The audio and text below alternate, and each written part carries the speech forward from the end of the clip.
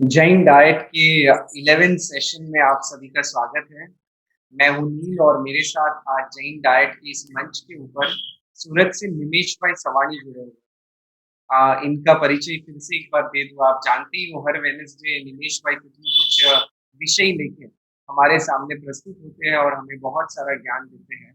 पर इनके बारे में थोड़ा ब्रीफ में बताऊं तो ये सूरत के रहने वाले हीरे के व्यापारी हैं और साथ ही साथ जैन धर्म के प्रति बेहद रुचि रखते हैं। जैन धर्म को जीते हैं और उन्होंने जैन ग्रंथों का काफी स्वाध्याय किया है। वहाँ की सूरत के एरिया में, उनके पास के एरिया में, वो पाठशाला के अंदर भी यूथ्स को जैनिज्म के ऊपर लेक्चर देते हैं। काफी सालों से पर्यूषण करवाने भी देश विदेश में जाते हैं और हमारे यहाँ जैन में जो प्रोग्राम्स होते हैं उसका स्टेज संचालन भी वे करते हैं। तो आज निमेश भाई हमारे साथ बहुत सुंदर विषय लेके आए हैं, जैन धर्म में आहार विधि।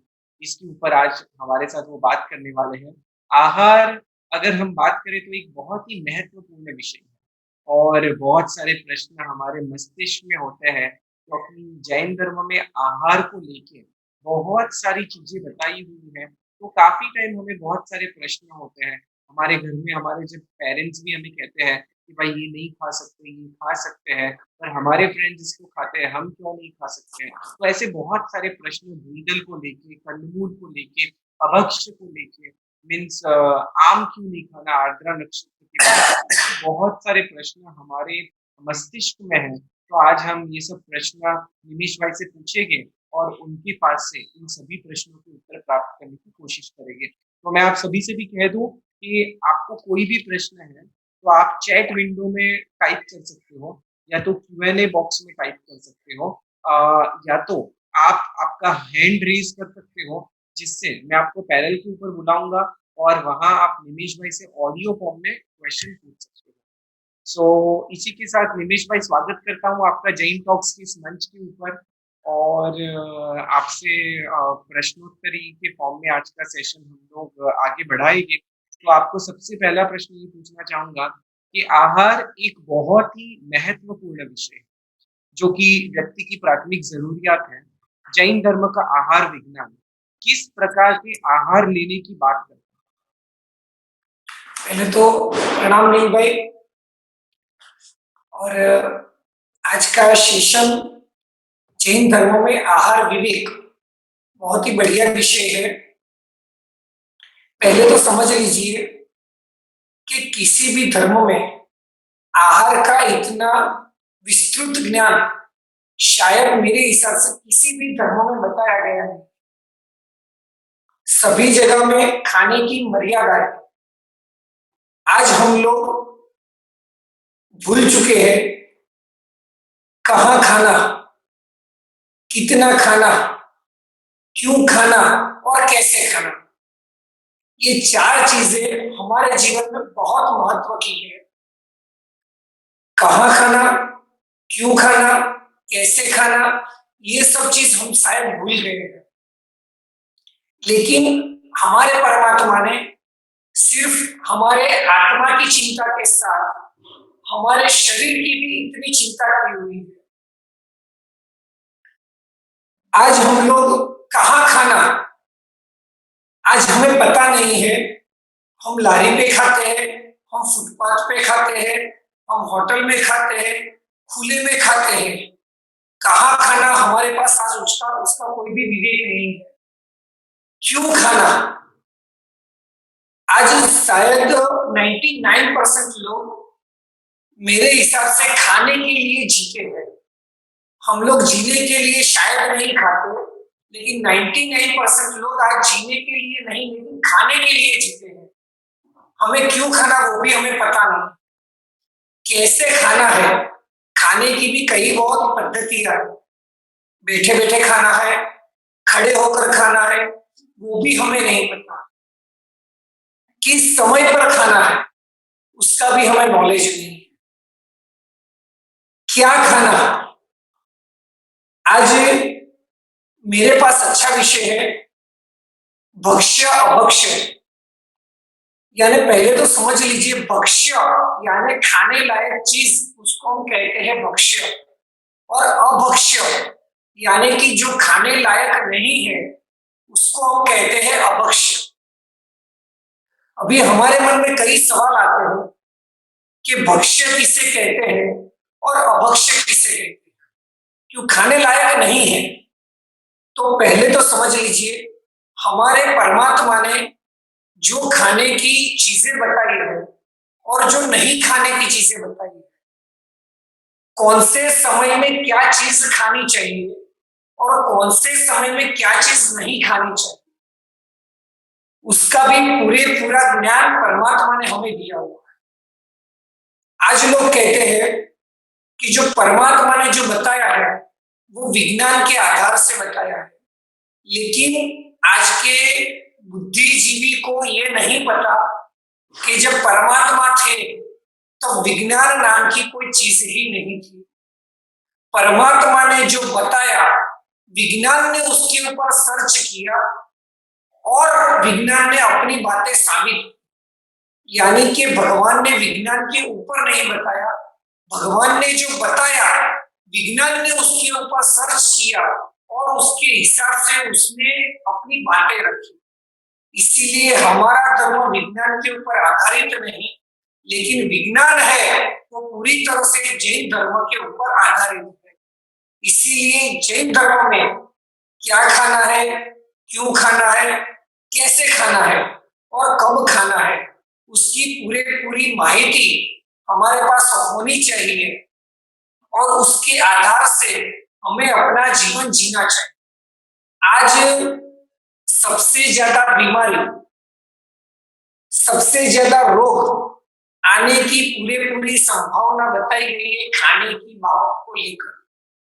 जब भी कोई ऑपरेशन हो, कोई बीमारी हो, तो पहले डॉक्टर हमें कहते हैं आप अपना भारी खाना खाना छोड़ दीजिए, ये चीज आपको नहीं, आपको क्या हल्का भोजन करना है, यानी कि खिचड़ी खाइए, मूंग की दाल खाइए, ऐसी हल्की चीजें खाने की बात करते हैं। इससे ये साबित होता है कि हमारे जो खाने की पद्धति है, कोई भी बीमारी आती है तो उसके पहले की चीज आती है खाना।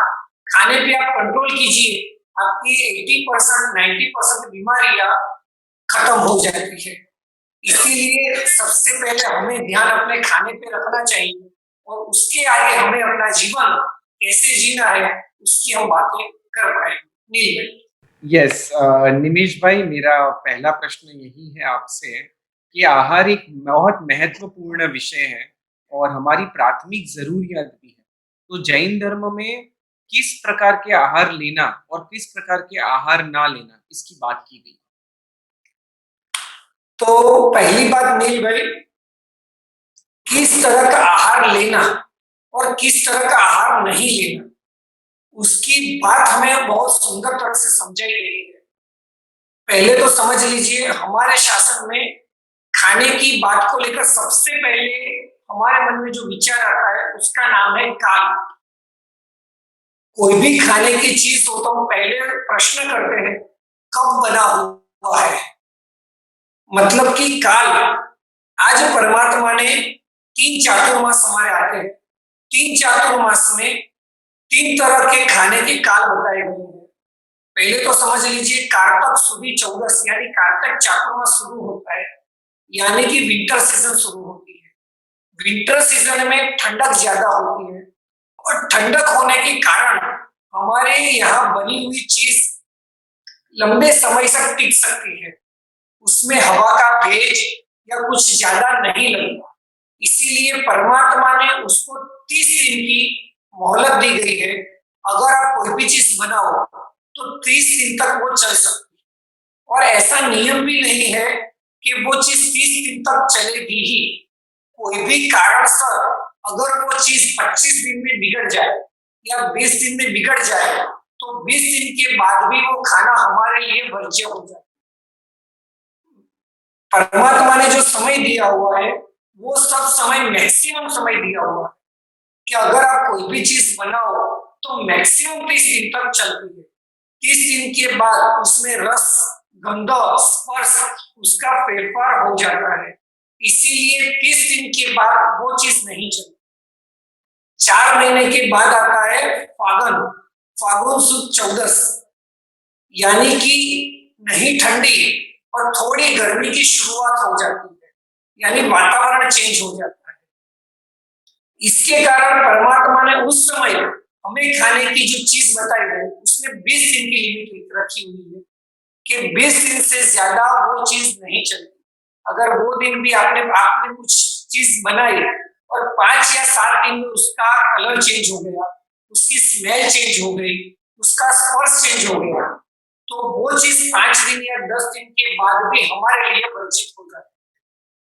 और आता है हमारा आषाढ़ी चातुर्मास, यानी कि रेनी सीजन, बारिश के सीजन में पूरा वातावरण भेज वाला हो जाता है और भेज के कारण चीजें ज्यादा जल्दी बिगड़ने की संभावना रहती है। इसलिए उस समय हमारे खाने का जो समय बताया गया है जो चीजें का, उसका 15 दिन की लिमिट रखी हुई है और 15 दिन के बाद तो वो नहीं ही चल रहा। अभी 1 महीने में कौन सी चीज, 20 दिन में कौन सी चीज और 15 दिन में कौन सी चीज, तो यानी कि उसमें हम लोग प्रतिक्रमण में सुनते हैं सुखड़ी का काल। सुखड़ी यानी मिठाई, मिठाई और फरसाण, जो चीज हम तेल में तलकर खाते हैं और जो चीज हम मिठाई बनाते हैं, उसका मैक्सिमम काल 30 दिन, 20 दिन और 15 दिन का रहता है।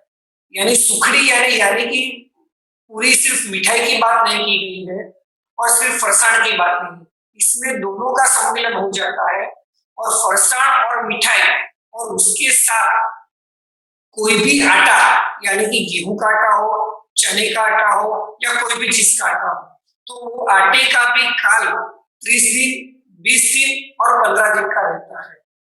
उसमें हम लोग शायद सोचते हैं कि 30 दिन के बाद इसका कलर भी चेंज नहीं हुआ, उसका स्वाद भी, कई चीजें ऐसी होती है उसका स्वाद भी चेंज नहीं हुआ होता, लेकिन हम अपनी चर्म चक्षु से उसको हम ध्यान से नहीं देख पाते।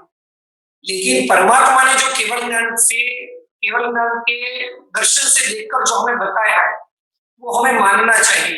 कई चीजें ऐसी होती है कि जिसे हम देख नहीं पाते लेकिन उसको महसूस कर पाते हैं। कई चीज वातावरण के कारण थोड़ी, उसको क्या बोलते हैं, मैं भूल गया उसका शब्द, वातावरण के उसका स्वाद चेंज हो जाता है, लेकिन हमें लगता है कोई वो ज्यादा स्वाद चेंज नहीं हुआ, लेकिन स्वाद भी उसका बदल जाता है, थोड़ा उसके रंग में भी फर्क पड़ जाता है।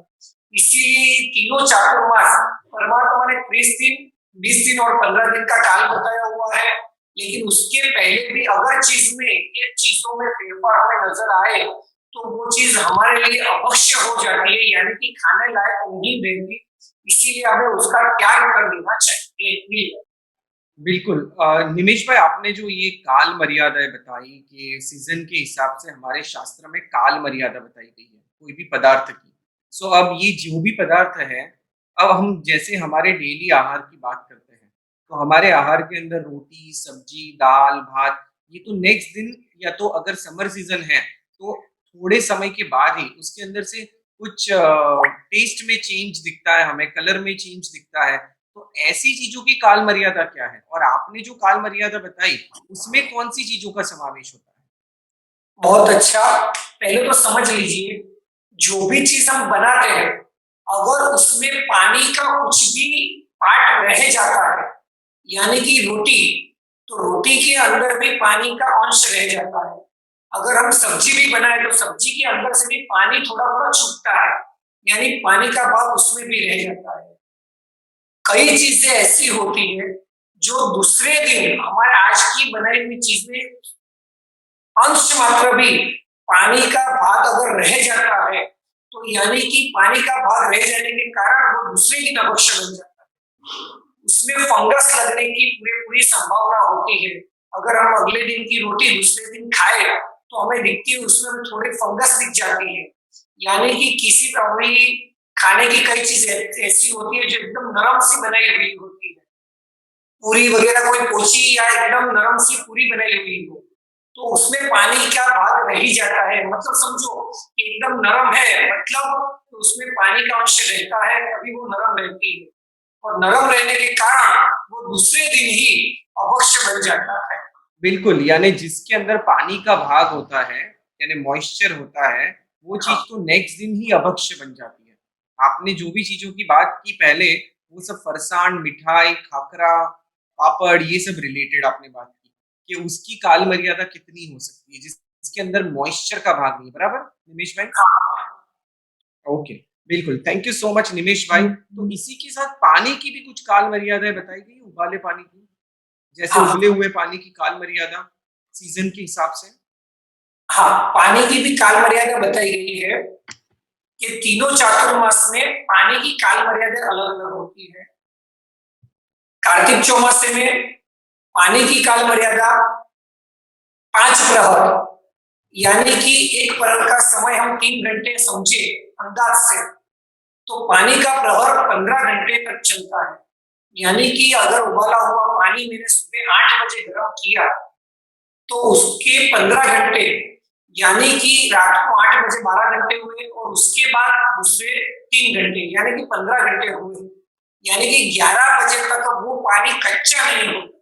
आज हम सब में एक मान्यता दृढ़ कर दी है कि सूर्यास्त होने से पहले जो उबला हुआ पानी है, उसको हमें फेंक देना चाहिए। ये मान्यता बराबर है, लेकिन अगर उसकी काल मर्यादा पूरी होती हो, तो उसे हमें फेंक देना चाहिए। लेकिन अगर अभी काल मर्यादा पूरी नहीं हुई, हमने दोपहर 12 बजे पानी गर्म किया, तो अगर उसका 15 घंटे का काल है, तो रात को 9 बजे, 10 बजे या 12 बजे भी वो पानी कच्चा नहीं होता। हम पी नहीं सकते, लेकिन वो पानी कच्चा नहीं होता। इसीलिए उसकी काल मर्यादा अलग-अलग है। अगर फागुन चौमासा में समझे, तो उसको 12 घंटे की मर्यादा है और चातुर्मास में उसकी मर्यादा 9 घंटे की है। यानी कि वातावरण की असर जिस तरह खाने पे होती है, उसी तरह वातावरण की असर पानी में भी होती है। अगर हमें जिसको उबाला हुआ पानी की जिसको नियम है कि मैं उबाला हुआ पानी पीता हूँ, उसको एकाष्ठा वियाष्टा नहीं है। अगर उसको उबाला हुआ पानी नहीं मिला, तो वो क्या करे? तो पानी के अंदर कई लोग ऐसे समझते हैं कि चूना, जो चूना आता है, वो हम पानी में डाल देते हैं, तो वो हमें चलता है। लेकिन चूना कितना डालना? पानी का भी रस, गंध, स्पर्श उसका चेंज हो जाए, उतना उसमें हमें डालना चाहिए। यानी कि चूना हम चपटी भर के डालें तो वो नहीं चलेगा, उसका पूरा रंग बदल जाना चाहिए। अगर उसके अंदर नींबू डाल दो, उसके अंदर शक्कर डाल दो, उसका पूरा गंध भी, उसका स्वाद भी चेंज हो जाएगा, उसका कलर भी चेंज हो जाएगा। और कलर चेंज होने के 48 मिनट के बाद वो पानी अचित हो जाता है। और वो पानी का काल कितना? तो जितना उबाला हुआ पानी का काल है, उतना ही काल हमें ये जो पानी में हमें रस, गंध, स्पर्श चेंज किया, उसके बाद 48 मिनट के बाद उसका काल भी उबाला हुआ पानी के जितना ही हम काल को समझकर उसको हम वापर सकते हैं। नहीं भाई। बिल्कुल, बिल्कुल निमेश भाई। तो यहाँ आपने हमें पानी के बारे में बताया कि उबले हुए पानी का काल क्या होता है। उसी के साथ आपने जो अभक्ष्य की बात आती है हमारे शास्त्र में, तो कौन-सी चीज़ कौन-से टाइम के बाद नहीं चलती और कौन-सी चीज़ कितने टाइम के अंदर हमें कंज़्यूम कर लेनी चाहिए, इस बारे में आपने बताया। तो अब मेरा अगला प्रश्न ये है कि हम जब जैनों की बात करते हैं, तो जैनों का जो आहार विज्ञान है, तो उसके अंदर जैनों की वर्ल्ड लेवल में पहचान है कि जैन कंदमूल नहीं खाते। तो हमारे शास्त्र में कंदमूल खाने की क्यों मनाही की गई है? और कंदमूल कैसे कहा जाए कि ये चीज़ कंदमूल है? यानी कंदमूल को पहचानने की पहचानने की क्या रीत है? उसके बारे में हम जानना चाहेंगे। तो पहले तो कंदमूल, यानी कि कंदमूल चीज क्या है? हमारे मन में एक व्याख्या है कि जो जमीन के अंदर उगता है, उसे हम लोग कंदमूल कहते हैं। लेकिन ये व्याख्या सही नहीं है। कंदमूल, अभी तो साइंस ने इतनी प्रगति की है कि वो आलू को भी जमीन के बाहर उगाते हैं। यानी कि बाहर उगा, यानी कि वो कंदमूल नहीं रहा। ये हमारी मान्यता गलत है। परमात्मा ने, आप लोगों ने शायद जीव विचार नहीं पढ़ा, जिसने पढ़ा होगा उसको पता होगा कि स्थावर काय के जो हम जीव के भेद पढ़ते हैं उसमें प्रत्येक वनस्पति काय और साधारण वनस्पति काय उसके दो भेद पढ़ते हैं और उसमें साधारण वनस्पति काय और प्रत्येक वनस्पति काय यानी कि एक जीव एक वनस्पति में एक ही जीव उसको कहते हैं प्रत्येक वनस्पति काय और साधारण वनस्पति काय यानी कि एक शरीर में अनंता जीवों के वास यानी अनंता जीव एक ही शरीर में रह सकते हैं उसे कहते हैं साधारण वनस्पति काय। पहले तो ये समझना जरूरी है अभी साधारण वनस्पति काय और प्रत्येक वनस्पति काय। कई लोगों का प्रश्न होता है आलू में भी जीव है और हम जो हरी सब्जियां खाते हैं उसमें भी जीव है तो दोनों में जीवों की हिंसा है तो हम आलू क्यों नहीं खा सकते और हम मटर और दूसरी हरी सब्जी क्यों खा सकते हैं। तो नील भाई ने जो प्रश्न पूछा कि कंदमूल की पहचान क्या है तो पहले तो समझ लीजिए कंदमूल की पहचान के 2-3 आसान से तरीके हैं वो मैं आपको बता दूं। जो भी सब्जी के अंदर उसके बीज ना हो उसे कंदमूल कहते हैं।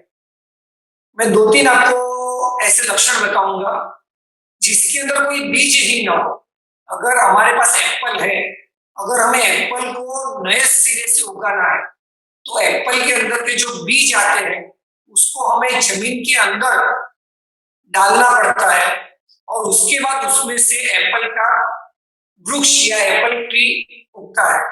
उसी तरह अगर चीकू हो तो उसको भी हम ऐसे उगा सकते हैं। कोई भी फ्रूट हो या कोई भी सब्जी हो हम उसको ऐसे उगा सकते हैं।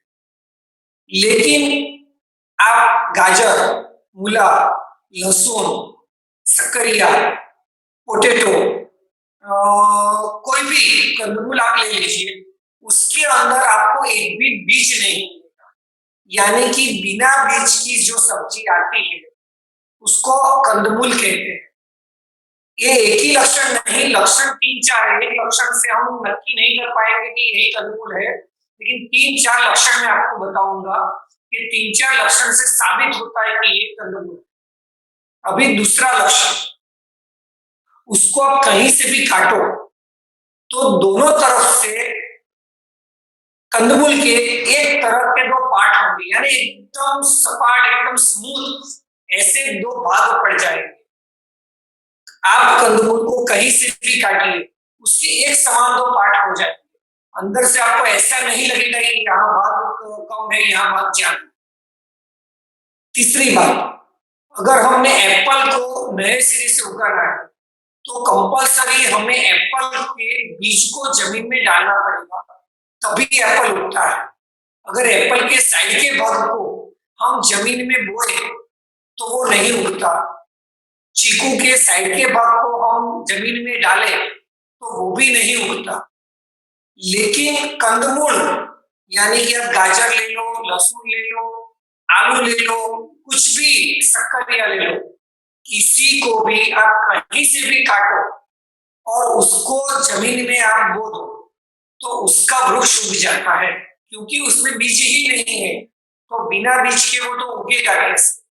यानी कि कोई भी पार्ट कंदमूल के फ्रूट या जो सब्जी आती है उसका कोई भी पार्ट आप जमीन के अंदर बो दो तो उसके अंदर से वो फ्रूट उग जाएगा। आगे उसके अंदर कोई भी जात की नस यानी कि हमें अंदर से मिलेगी आप देखना नस नहीं मिलेगी और अंदर से गांठ जो गांठ आती है किसी भी कंदमूल में गांठ नहीं आती। ये 5 लक्षण हुए कंदमूल को पहचानने के यानी कंदमूल को पहचानने के ये 5 लक्षण हुए। ये 5 बातें जिसमें नक्की होती है कि 5 चीज जो चीज में आती है उसे हम कंदमूल कह सकते हैं यानी कि कंदमूल की ये पहचान है। अगर आज साइंस ने आलू को बाहर उगाने का भी शुरू किया है लेकिन बाहर उगाने के बाद भी आलू के अंदर बीज आज भी नहीं उगता। उसको आप कहीं से भी जमीन में बो दो तो आलू उग जाता है उसका बीच में से कटिंग करो, दोनों तरफ से एकदम स्मूथ और एकदम सपाट भाग आपको दिखाई देगा, यानी कि ये कंदमूल है। अगर आप कोई भी चीज, कोई भी पार्ट आप जमीन में बो तो वो उग जाता है, यानी कि कोई भी चीज में उसका जीव है। कोई भी वनस्पति कब उग सकती है कि उसके बीज के अंदर अगर जीवत्व है, यानी जीव है, तभी वो चीज उग सकती है। कोई भी चीज हो तो उसे हम लोग, वो तुरंत उग जाता है, लेकिन एप्पल को हम लोग नहीं उगाते। एक प्रश्न आया है मेरे भाई बीच में कि बनाना, बनाना के अंदर भी कोई बीज नहीं होता, तो फिर उसको भी हम कंदमूल समझे या नहीं। लेकिन मैंने कहा ये 5 चीजें जिसमें साबित होती है वो कंदमूल है। अगर बनाना, बनाना को आप बीच में से काटिए, उसको 4 पार्ट कीजिए। अगर 4 पार्ट करेंगे तो बीच का जो भाग होगा वो आपको थोड़ा जाड़ा दिखेगा, और उसके जो बीज आते हैं वो बीच में बीज आते हैं, वो हम देख नहीं पाते, एकदम बारीक होते हैं। लेकिन बीच का भाग जब हम जमीन में बोते हैं तभी ये बनाना उगता है। लेकिन बनाना के साइड के भाग को अगर आप जमीन में बोओगे तो वो भाग नहीं उगेगा। यानी बनाना, मैंने पहले ही बताया, ये 5 चीज जिसमें आती है उसको हम कंदमूल कहते हैं। बनाना को आप बीच में से काटिए, 4 पार्ट कीजिए, और जो बीच का भाग है उसको आप लीजिए, तो उसमें आप एकदम बारीक बारीक बीज आप पाओगे, और आप उसको अपनी आंखों से भी देख पाओगे कि इसके अंदर एकदम बारीक बिराई से भी छोटे छोटे बीज उसमें आते हैं, यानी उसमें भी बीज है, बिना बीज वाला बनाना भी नहीं है। यानी कि ये कंदमूल की पहचान है। और हमारे शास्त्र में बताया है कि कोई भी कंदमूल के अंदर सुई, सुई का एक भाग डाल लिए, ऊपर का भाग, और सुई के ऊपर के भाग को हम माइक्रोस्कोप से देख सकते हैं। उसके ऊपर तो क्या आएगा, हम अपनी आंखों से तो देख भी नहीं पाएंगे। और उसके अंदर परमात्मा ने बताया है कि उसके अंदर कितने जीव है। तो एक कल्पना की हुई है, अगर कोई जादूगर अपने जादू से वो सुई के ऊपर में जो भी कण, यानी जो थोड़ा बहुत आलू का जो भाग रहा है उसके अंदर जितने जीव है उसको हम एक पंछी बना दो, उसको एक जीव को एक पंछी बना दो, तो उसके अंदर कितने पंछी बन पाएंगे। तो शास्त्रकार भगवंतों ने बताया है 2.5 दिन के अंदर पूरे वो पंछी को हम लोग छोड़ दे तो भी एक भी हवा आने या जाने की जगह नहीं रहे, हवा आने या जाने की जगह न रहे, उतनी कटोकट हम सब पंछी को रख दे, उससे भी अनंत गुना जीव एक सुई के अग्रभाग के आलू के जो टुकड़ा रखा हुआ है उसके अंदर है। इसीलिए अगर हम लोग समझो, हम लोग बात करते हैं, हम लोग टिंडी खाते हैं तो उसमें भी जीव की विराधना है, तो हम मानते हैं कि उसके अंदर जीव की विराधना है। लेकिन हम 100 ग्राम, 200 ग्राम, 300 ग्राम सब्जी खाते हैं तो उसके अंदर 5, 10, 15, 20, 25 जीवों की हिंसा होती है। लेकिन एक छोटे से टुकड़े के अंदर अनंता अनंता अनंता जीवों की जिसमें हाजिरी हो, और हम टिंडी खाए या कुबेर खाए या मटर खाए, उसके अंदर 5, 25, 100 जीवों की हिंसा है। हम लोग बिना हिंसा के तो हम लोग जी ही नहीं सकते। इसीलिए हमें मिनिमम हिंसा करके और मैक्सिमम जीवों को बचाकर हमें अपना जीवन जीना है। इसीलिए हम लोग, परमात्मा ने हमें मिनिमम मिनिमम मिनिमम पाप करने की बात बताई कि मिनिमम पाप कीजिए। आज हम लोगों को 1 रुपए का फायदा हो और एक बाजू 100 रुपए का फायदा हो, तो हम लोग क्या करेंगे? हम लोग 1 रुपए का छोड़ देंगे, लेकिन 100 रुपए को हम बचाएंगे। हमारे 1 रुपए का नुकसान हो, 100 रुपए का नुकसान हो, तो हम 1 रुपए का नुकसान सहन कर लेंगे, लेकिन 100 रुपए का नुकसान हम लोग सहन नहीं करेंगे। इसीलिए हमें बिना हिंसा के तो हम लोग जी भी नहीं सकते। इसीलिए परमात्मा ने मिनिमम पाप को चुना है और मैक्सिमम पाप का त्याग करने के लिए कहा है। इसीलिए हम लोग कंदमूल का त्याग करके जिसमें कम से कम हिंसा हो ऐसे पदार्थ खाकर हमें अपना जीवन निर्वाह करना चाहिए। बिल्कुल निमेश भाई, आपने आज कंदमूल की कैसे पहचानने की जो लक्षण है, वो आपने 5 लक्षण के बारे में बताया। ये कुछ नया था जानने के लिए। और इसी के साथ एक प्रश्न आपने जब कंदमूल का बताया, तो प्रश्न ये है कि हल्दी और अदरक, यानी हल्दी और सौंठ हम जिसे कहते हैं, तो वो हमारे शास्त्रों में खाना अलाउड है, बराबर? तो वो भी तो एक प्रकार से कंदमूल ही है, तो उनका सेवन क्यों अलाउड है? तो पहले तो समझ लीजिए, हल्दी यानी कि सौंठ, वो हमारे शास्त्र में खाने के लिए अलाउ किया गया है, लेकिन वो स्वाद के लिए हम लोग को खाना नहीं है। अगर सूंठ खाते वक्त भी आपको टेस्ट आता हो, आपको बहुत बढ़िया लगता हो, तो उसके खाने के लिए भी मनाही की गई है। पहले तो समझ लीजिए, एक गुजराती में कहावत है, मैं आपको गुजराती में कहावत कहता हूँ, જેની માએ સવા શેર સૂટ ખાધી હોય એ મારી સામે આવે। ये जब युद्ध की बात होती है, तब ये गुजरात में कहावत है, किसकी माँ ने सवा शेर सूट खाई हुई है, यानी कि सवा शेर सूट खाना किसी के बस की बात नहीं है। सवा शेर यानी 625 ग्राम सूट की बात है। अगर हम लोग आलू की बात करें, तो आलू की हम लोग वेफर बनाए, चिप्स बनाए, तो किलो 2 किलो 3 किलो आराम से खा सकते। सूंठ यानी हल्दी को सुखा के बनाई गई चीज है, और उसको सिर्फ और सिर्फ औषध के रूप में हम लोग खाते हैं, नहीं कि स्वाद के लिए। आज और समझ लीजिए, अदरक तो हमारे शास्त्र में मना ही है और हम लोग खाते भी नहीं, लेकिन अदरक जब सूख जाता है तब उसको हम लोग सूंठ कहते हैं। और सूंठ का उपयोग हम मैक्सिमम सिर्फ और सिर्फ हमारे घुटनों में दर्द हो, हमारे मस्तक में दर्द हो, ऐसे दर्द के वक्त औषध के रूप में हम लोग सूंठ का उपयोग करते हैं, नहीं कि हम लोग स्वाद के लिए सूंठ का उपयोग करते हैं।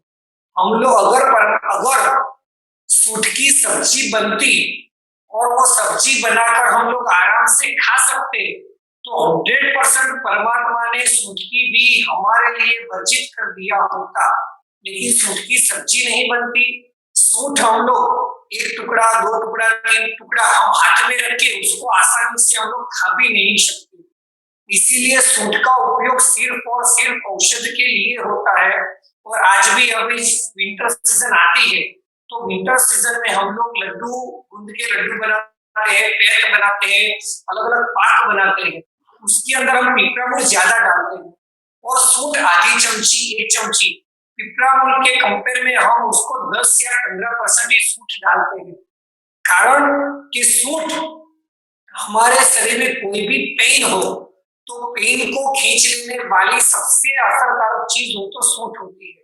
अगर हमारे मस्तक में दर्द होता है, तो गर्म पानी के अंदर हम सूंठ का पाउडर मिलाकर उसको सर पर रख दे, तो सिर दर्द पूरा वो सूंठ खींच लेती है और हमारे सिर का दर्द मिट जाता है।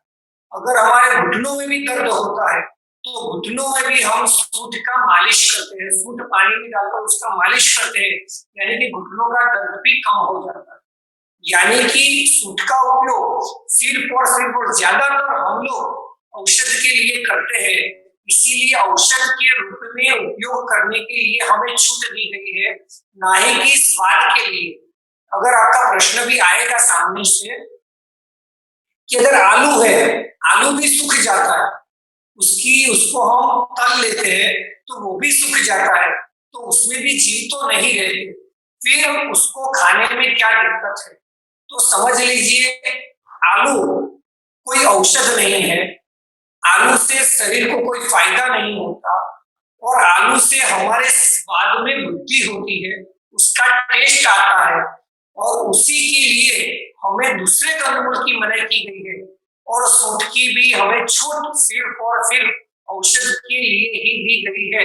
अगर सूंठ खाने से हमें स्वाद आता है, हमें वो ज्यादातर भा जाता है, और उसको हम नॉर्मली खाने लगते हैं, तो तो शास्त्रकार भगवंतों ने सूंठ को खाने के लिए भी मना किया है। अगर समझिए, मैं आपको कुमारपाल महाराजा का एक दृष्टांत दूं। कुमारपाल महाराजा पहले जैन धर्मी नहीं थे और वो मांसाहारी थे, और जब परमात्मा का शासन उन्होंने प्राप्त किया और जब उन्होंने जैन धर्म की प्राप्ति की, तब उन्होंने अपने गुरु हेमचंद्राचार्य से सवाल किया कि गुरुदेव, मैं घेवर खाता हूँ, मलाई घेवर, उसके ऊपर मलाई डालते हैं, और मलाई घेवर खाते खाते मुझे मांस की याद आ जाती है, तो मैं घेवर खाऊं या नहीं खाऊं? तभी हेमचंद्राचार्य जी ने कहा, अगर घेवर खाते खाते तुझे मांस की याद आती हो तो घेवर खाने खाते वक्त तुम्हें मांस खाने जितना ही पाप लगता है। यानी कि तेरे लिए मांस खाना, तेरे लिए घेवर खाना वर्जित है। आज हम लोग, कई लोग ऐसे हैं, हम लोग आलू नहीं खाते, हम पाव भाजी खाते हैं, हम बाहर के आलू बनाना वाले बड़ा पाव खाते हैं, और हम लोग बोलते हैं सेम उसका टेस्ट बटेटा वड़ा जैसा आता है। ये पाव भाजी खाओ या बटेटे आलू वाली पाव भाजी खाओ, उसका टेस्ट सेम आता है, कोई फर्क नहीं पड़ता। तो समझ लीजिए, वो बनाना वाली या ठेले वाली भाजी खाने के वक्त भी हमें आलू खाने जितना ही पाप लगता है। इसीलिए सूंठ खाते वक्त भी आपको अगर स्वाद आया, आपको टेस्ट आ गया, बहुत बढ़िया है, हमें तो सूंठ खानी ही चाहिए, तो उस वक्त भी हमें शास्त्रकार भगवंतों ने सूंठ के लिए मना की गई है। इसीलिए सूंठ सिर्फ और सिर्फ औषध की तरह उपयोग करना चाहिए। बिल्कुल बिल्कुल, थैंक यू सो मच निमिष भाई फॉर दिस डिटेल अंडरस्टैंडिंग। एक क्वेश्चन ये भी पूछना है कि हम जो मूंगफली खाते हैं, मूंगफली, सो मूंगफली भी जमीन के भीतर ही होती है, जमीन के अंदर ही होती है, फिर उसे क्यों कंदमूल के अंदर नहीं रखा गया है? बहुत बढ़िया सवाल। पहले तो समझ लीजिए, मूंगफली जमीन के अंदर उगती है, और जमीन के अंदर जो मूंगफली है उसके ऊपर एक बहुत बड़ा कवर आ जाता है। मूंगफली अंदर होती है और उसके ऊपर बहुत बड़ा कवर आ जाता है।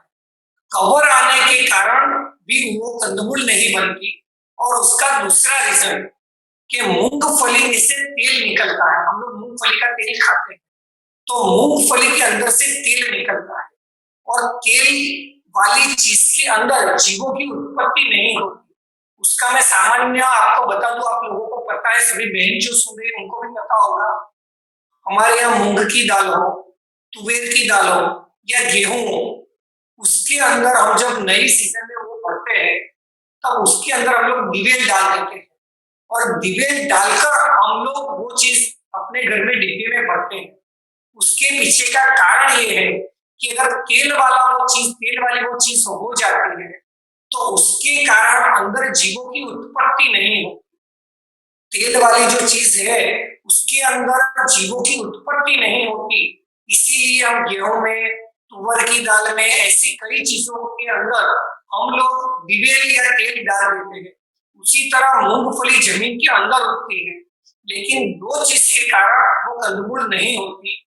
पहला कारण मैंने बताया, उसके ऊपर एक बहुत बड़ा कवर आ जाता है। मूंगफली के ऊपर का जो कवर है, वो कवर आने से अंदर जीवों की उत्पत्ति नहीं होती। और दूसरी चीज कि वो तेल वाली चीज है, उसके अंदर तेल बारों बार भरा हुआ है मूंगफली के अंदर, और तेल के कारण उसके अंदर जीवों की उत्पत्ति नहीं होती। ये दो कारण की वजह से मूंगफली कंदमूल नहीं होती है। नहीं भाई। थैंक यू सो मच निमेश भाई। आपने मूंगफली के बारे में हमें बताया। अब हम जब अभक्ष की बात करते हैं, तो अभक्ष्य के अंदर ऐसी कौन सी चीजों का समावेश किया गया है और भी, जिसे आज हम सेवन करते हैं पर हमें मालूम नहीं है कि इसका अभक्ष्य में समावेश होता है, और जिनका अवश्य त्याग करने लायक है? अभी आपने सवाल बहुत कठिन किया है कि अगर मैं अभक्ष्य चीजों के नाम लेने अगर बैठूं तो शायद पूरी रात निकल जाए। इतनी अभक्ष्य चीज आज हमारे घर में है। पहले तो हमारे घर में फ्रिज, और फ्रिज के अंदर जो भी चीज रखी हुई है, 48 मिनट के बाद वो सभी चीज अपक्ष हो जाती है, समझ लो। फ्रिज के अंदर जो भी हमने चीज रखी, अगर दूध रखा, दही रखा, सब्जी रखी, कोई भी चीज फ्रिज के अंदर रखी, तो समझ लीजिए 48 मिनट के बाद वो चीज अपक्ष हो जाती है। दूसरी मैंने बात बताई कि जिसके अंदर पानी का अंश रहता है, वो पानी के अंश वाली सभी चीज दूसरे दिन अपक्ष हो जाती है। आज हम लोग अपने घर में बाहर के सब नाश्ते, शायद सभी के घर में नाश्ते बाहर से आते हैं। हमारे यहाँ कैडबरीज, बिस्किट, चॉकलेट्स, वो सभी चीज बाहर से आती है। हमने आज तक उसकी इंक्वायरी नहीं की कि ये चीज हमें चलेगी या नहीं। बाहर की आइसक्रीम खाते हैं, 99% आइसक्रीम के अंदर एग आता है। हम लोग बाहर की मैगी खाते हैं, हम लोग पास्ता, आज के जनरेशन में pasta, Maggi, pizza, bread, Chinese, ये सभी की सभी चीज 101% अपक्ष है। जो चीजें आज हम अपने घर का स्टेटस समझते हैं, अगर हमारे घर में रोज भाखरी या रोटी या सब्जी बनती हो, तो जैसे हमारे घर का कोई स्टेटस नहीं।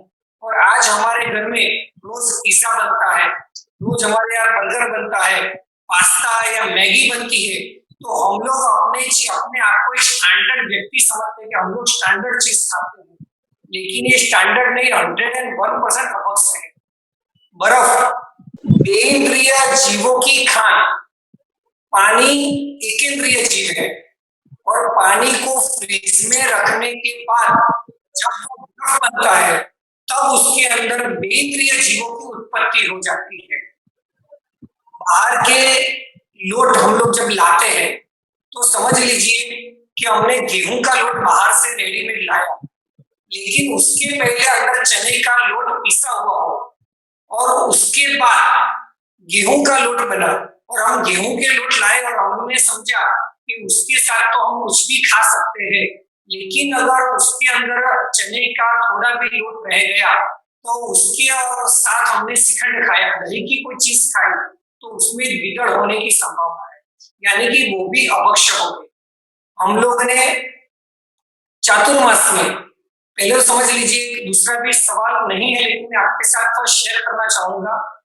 परमात्मा ने 8 महीने तक कई चीजों खाने की मनाही की, जैसे कि ड्राई फ्रूट्स, सब भाजी यानी धनिया जैसी कई चीजें हैं, जो भी भाजी आती है, गोभी है, वगैरह वगैरह वगैरह, सब ड्राई फ्रूट, परमात्मा ने 8 महीने तक उसको अपक्ष कहा गया। हम मिठाई की बात करें, अभी दिवाली में हम लोगों ने बहुत मिठाई खाई, लेकिन कौन सी मिठाई भक्ष्य है और कौन सी मिठाई अभक्ष्य है, वो भी हमें नहीं पता। तो समझ लीजिए, जो मिठाई हम लोगों ने पेड़े पेड़े लाए, तो पेड़े के मावा यानी पूरी तरह से लाल नहीं होगा, यानी कि मावा जब हम लोग कढ़ाई में सेकते हैं, तो उसके अंदर से पूरा पानी का भाग जल नहीं गया तब तक, और जब मावा पूरी तरह से लाल नहीं हुआ और वो मावे वाली मिठाई हम अभक्ष समझते हैं, और उसको वो मिठाई भी हमारे लिए अभक्ष। बाहर के ठंडे पीने यानी कि कोल्ड ड्रिंक वगैरह, तो आपको पता ही है, 2 महीने 3 महीने 6 महीने से कब वो पैक हुआ हमें पता नहीं। ये कैडबरीज के अंदर क्या मिलाया है क्या नहीं हमें पता नहीं, उसके अंदर भी बटर आता है, कई कैडबरीज के अंदर एग आता है, वो भी हमें पता नहीं। हमारे यहाँ जो नाश्ता वगैरह है, वो भी 15 दिन हुए 16 दिन हुए, वो भी हमें पता नहीं। यानी ऐसे घर में कई कई कई चीजें आ गई है, जिससे हम अभक्ष इजीली कह सकते हैं। हमारे घर में भक्ष्य से ज्यादा अभक्ष चीजों का सेवन होता है, यानी कि हम बाहर से ब्रेड लाए तो अभक्ष, बाहर से नाश्ते लाए वो अभक्ष, बाहर से हमने रेडीमेड लोट लाए वो अभक्ष, बाहर से हम विनेगर अभक्ष, बाहर से हमने सॉस लाए, समझो किसान सॉस लाए, कोई भी सॉस लाए, तो उसके अंदर टमाटर कौन से यूज होते हैं?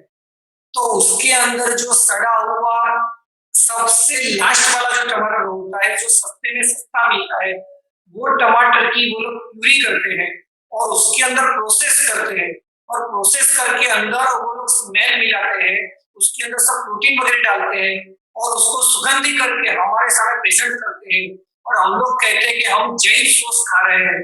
लेकिन समझ लीजिए वो भी 100% अवश्य है।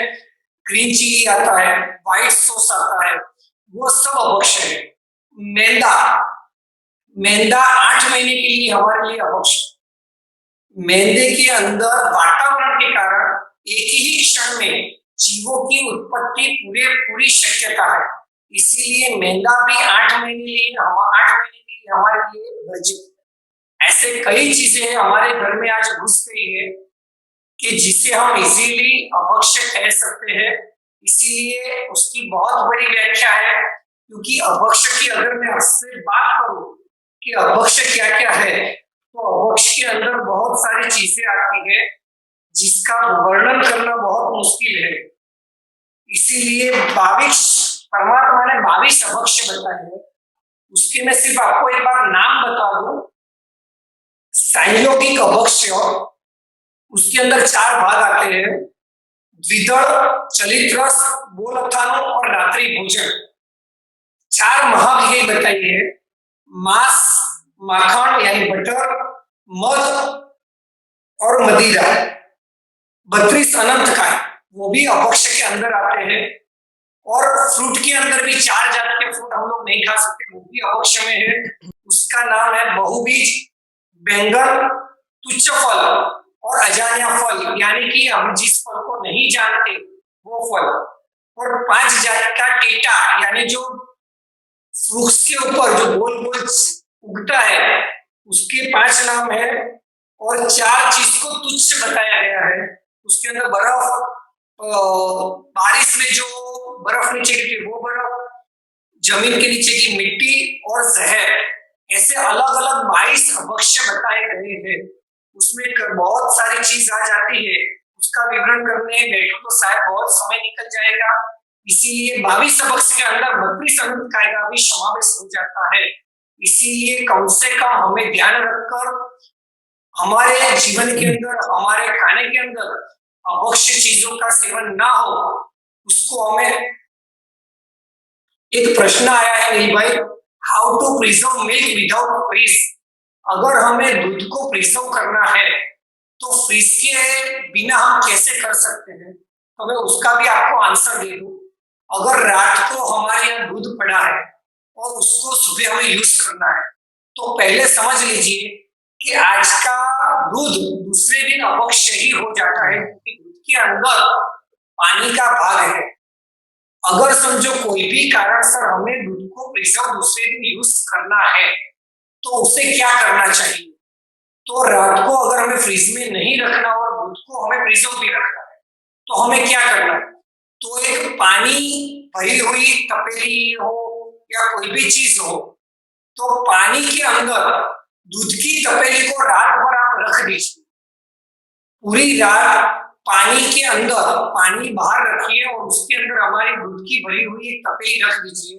अगर आप पूरी रात ऐसे पानी में दूध को रखेंगे तो दूध फटेगा भी नहीं और अगली रात को जैसा दूध है बिल्कुल वैसा ही दूध रहेगा। अगर हमें महात्मा को बोहराना है तो अगले दिन का दूध हम यूज ही नहीं कर पाएंगे।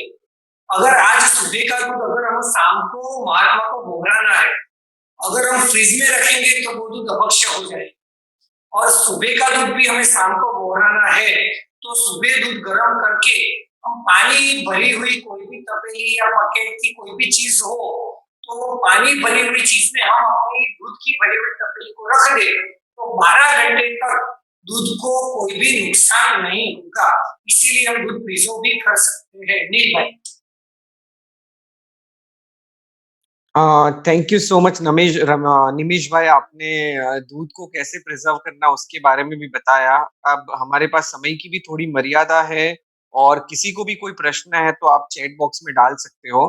पर हम आज के वेबिनार के पहले आपके पास एक चीज जरूर जानना चाहेंगे कि हमारे यहाँ जो भाजी पाला होता है, जैसे कोथिम्बीर है, मेथी की भाजी है, चंदेलिया की भाजी है, फिर फूल गोभी है या गोभी जो हमें कहते हैं गोभी, तो ये सब चीजें सिर्फ विंटर सीजन में ही खाना अलाउड है, यानी कि 4 महीने ही खाना अलाउड है। उसके बाद ये चीज खाना अलाउड नहीं है। तो उसके पीछे क्या रीजन है? और उसी के साथ अगर हम ड्राई फ्रूट्स की भी बात करें, तो ड्राई फ्रूट्स भी हमें विंटर सीजन के अंदर ही खाना अलाउड है और उसके बाद खाना अलाउड नहीं है। तो इसके पीछे क्या रीजन है? तो पहले तो समझ लीजिए, जो भी भाजी है यानी जो पत्ते वाली जो चीज होती है, वो एक मैं आपको पहले तो एक एग्जांपल दे दूं कि वेरावल यानी सौराष्ट्र में एक महात्मा उपासनी में विराजमान थे। उनकी थोड़ी तबीयत बिगड़ गई। एक वैद्य आया और वैद्य जी ने एक महात्मा को कहा कि आपको 15-20 दिन हरी पत्ती वाली सब्जी खानी है, यानी कि मेथी की भाजी खाइए, गोभी खाइए, धनिया खाइए, ज्यादा खाना चाहिए। वैद्य जी चले गए और 1 महीने के बाद वो वैद्य जी वापस आए और उस दिन फागुन महीने की 14 थी और वैद्य जी ने कहा, आपने 1 महीने तक भाजी खाई? महात्मा ने कहा, नहीं हमने नहीं खाई। तो वैद्य जी ने कहा, आपने नहीं खाई वो आपने भूल की है, लेकिन अब आप भाजी नहीं खाए। और वो महात्मा ने प्रश्न किया, क्यों आप क्यों नहीं खा सकते? तभी वो वैद्य ने कहा, अभी आज से या 2-4 दिन से वातावरण में चेंज हो जाता है। हर फागुन महीने होली धुलेटी के आसपास पूरे ब्रह्मांड का वातावरण चेंज हो जाता है और वो वातावरण चेंज होने के कारण ये जो पत्ते वाली जो सब्जियां है उसमें उसी रंग की कीड़े या जीव जंतु पैदा होने की पूरी संभावना है। इसीलिए मैं आपका रोग मिटाने के लिए आया हूँ, लेकिन अगर अभी अभी आपने जो सब्जियां खाई तो आपका रोग बढ़ जाएगा। इसीलिए अभी आपको हरी सब्जी खाने की मैं मनाही कर रहा हूँ। यानी कि परमात्मा ने 2500 साल पहले बताया है कि फागुन चौमासे के अंदर जो वातावरण का चेंज होता है उसके कारण जो पत्ते वाली जो सब्जियां है वो सभी सब्जी के अंदर उसी रंग की छोटी छोटी ईयल, छोटे छोटे जीव जंतु पैदा होने की पूरी संभावना है। इसीलिए उसको नहीं खाना चाहिए। और अगर आपका दूसरा सवाल, ड्राई फ्रूट, ड्राई फ्रूट हमें क्यों मना किया गया? तो समझ लीजिए, कोई भी ड्राई फ्रूट है उसके 2 भाग होते हैं। यानी काजू को ले लो 2 भाग होते हैं, बादाम को ले लो 2 भाग होते हैं, अखरोट के ले लो 2 भाग होते हैं। वो सभी के 2 भाग होते हैं और उसकी जो फाड़ है यानी कि बीच का जो भाग है उसके अंदर जो मिठास है उसके कारण अंदर जीवों की उत्पत्ति होने की पूरी संभावना है। इसीलिए ड्राई फ्रूट को मना किया गया। अगर आपका प्रश्न होगा कि जो द्राक्ष आती है, जो मीठी चीज, जो जर्दालू आता है, उसके अंदर तो ऐसा कुछ भी नहीं, लेकिन उसकी मिठास काजू या अखरोट से कई गुना ज्यादा है और उसकी मिठास के कारण ही उसके अंदर जीवों की उत्पत्ति संभव है। इसीलिए ये 2 चातुर्मास, फागुन चातुर्मास और असड़ चातुर्मास में हमें वो ड्राई फ्रूट मना किया है। अगर बादाम की बात करें तो फागुन चौमासा में हमें आखी पूरी बादाम की छूट है और अभी चातुर्मास में फोड़ी हुई बादाम यानी कागदी बादाम को हम फोड़ के खा सकते हैं।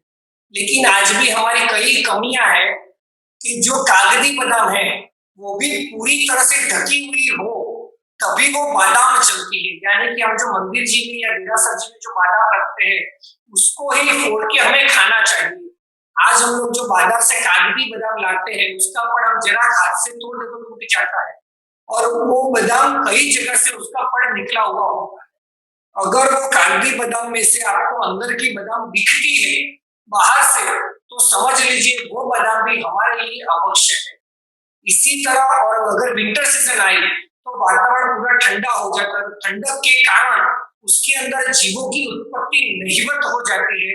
इसीलिए 8 महीने हमें ड्राई फ्रूट खाने के लिए मना की गई है और भाजी पाला भी 8 महीने इसी के कारण परमात्मा ने हमें वर्जित किया है। इसीलिए भाजी पाला और ड्राई फ्रूट 8 महीने हमें नहीं खाना चाहिए। नहीं, बिल्कुल, बिल्कुल निमेश भाई। एक एक प्रश्न इसी के रिलेटेड पूछना चाहूँगा कि अगर हमारे घर में ड्राई फ्रूट स्टोर हैं, हम रेनी सीज़न में नहीं खा रहे, पर जैसे ही कार्तिक पूनम आती है, उसके नेक्स्ट दिन के बाद हम ड्राई फ्रूट्स वगैरह लेना शुरू कर देते हैं। तो अभी जो ड्राई फ्रूट आज तक अभक्ष्य थे, वो एक दिन परिवर्तन होते ही कैसे भक्ष्य हो गए? क्या उसके अंदर से जीवों का च्यवन हो जाता है, यानी जीव चले जाते हैं? नहीं, ऐसी बात नहीं है। परमात्मा ने जो बताया है, परमात्मा ने अंदर जीव है, ऐसा नहीं कहा है। परमात्मा ने कहा है अंदर जीव होने की संभावना है, यानी परमात्मा ने संभावना दर्शाई है। और कार्तक सुदी 14 के दिन तक जो चीज हमारे लिए अभक्ष्य थी, तो एक ही रात पास होने के बाद वो चीज भक्ष्य कैसे हो जाती है? तो उसके पीछे भी एक नॉर्मल सी बात है जो मैंने आपको बताई। वातावरण क्या बदलाव, कार्तक सुदी 14 के दिन से जो वातावरण का बदलाव होता है, उसके कारण ये पूरे पूरे ड्राई फ्रूट के अंदर रंग, गंध, स्पर्श, स्वाद सब बदल जाता है, जो हम अपने चर्म चक्षु या अपनी नरी आंख से उसको देख नहीं पाते। फिर भी परमात्मा ने कहा है अगर आप बादाम खाओ, आप अखरोट खाओ या काजू खाओ, तो कभी भी काजू, फुल काजू खाने के लिए हमें ना बोली गई है। काजू के भी 2 टुकड़े करो। अगर कार्तिक पूनम से भी हमने काजू खाना शुरू किया, तो उसको भी पूरा काजू खाने के लिए हमें ना बोली गई है। उसके भी 2 टुकड़े करो और उसके बाद खाना है। अगर आप पिस्ता भी खाओ, पिस्ता के भी 2 टुकड़े करो और उसके बाद खाओ। अगर बादाम खाओ, तो बादाम के भी 2 टुकड़े करो और उसके बाद खाओ। यानी कि अंदर अभी भी जीव होने की संभावना है, लेकिन चातुर्मास के कंपेयर में बहुत बहुत बहुत कम संभावना है। फिर भी हमें उसके उपयोग पूर्वक देखकर जैनापूर्वक हमें उसको खाना चाहिए। इसीलिए ड्राई फ्रूट को भी जब हमें छूट दी गई है, लेकिन छूट के बाद भी पूरी जैनापूर्वक हमें ड्राई फ्रूट खाना चाहिए। या हमें किसी भी ट्रे में रखे या हमें अपने मेहमान को भी पिरोसना हो, तो काजू के भी 2 टुकड़े करके रखने चाहिए, बादाम के भी 2 टुकड़े और पिस्ता के भी 2 टुकड़े करके हमें मेहमान को भी खिलाना चाहिए और जैनापूर्वक हमें भी खाना चाहिए। ये बिल्कुल, बिल्कुल निमेश भाई, बहुत-बहुत धन्यवाद आपका इतना सुंदर मार्गदर्शन देने के लिए। मैं श्रोताओं से कहना चाहूँगा थोड़ा मेरे यहाँ नेटवर्क इश्यू है, तो जिसके कारण आप मेरा वीडियो नहीं देख पा रहे होंगे, पर मेरा ऑडियो ज़रूर आप सुन पा रहे होंगे। तो हमारे साथ निमेश भाई आज जुड़े और जैन दर्शन में जो आहार विवेक है, उसके ऊपर बहुत सारे प्रश्नों का इन्होंने हमें जवाब दिया। काफ़ी प्रश्न हमारे बाकी भी हमारे साइड से आपके भी कोई प्रश्न है तो आप पोस्ट करिए जैन फाउंडेशन डिस्कशन ग्रुप के ऊपर, टेलीग्राम के ऊपर है, व्हाट्सएप के ऊपर है, कि जिससे हम उन प्रश्नों को भी हमारे अगले सेशन के अंदर ले सकते हैं। तो जुड़े रहिए जैन फाउंडेशन के साथ, विश्व के तमाम जीवों का कल्याण हो, विश्व के तमाम जीव हमारे मित्र हैं, कोई भी हमारा वैरी नहीं, इस भावना के साथ प्रार्थना। अणु परमाणु शिव बनी जाओ, अक्खा विष्णु मंगल थाओ, सर्वे खामेमि सव्वजीवे सव्वे जीवा खमन्तु मे मित्तिमे सव्व भूयेषु वैरम मज्जन केणै सर्वथा सौ सुखीता हो पाप ना कोई आचरो राग द्वेष की मुक्त बनीने समता सौ समाचरो।